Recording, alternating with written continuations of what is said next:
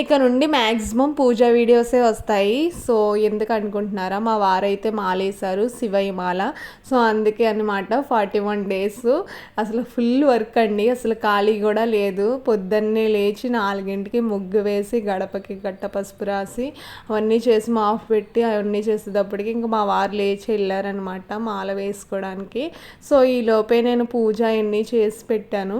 So మా వారు వచ్చి ఇంకా డైరెక్టర్గా పూజ పీఠం పెట్టుకున్నారనమాట. ఇంక ఇక్కడ ఈవినింగ్ పూజ అయితే స్టార్ట్ చేస్తారండి. పీఠం ఇప్పుడే పెట్టడం. సో మనము ఏ మాల వేస్తామో ఆ దేవుడిని అయితే పూజిస్తాం కాబట్టి శివయ్యని అయితే పూజిస్తాం బాగా.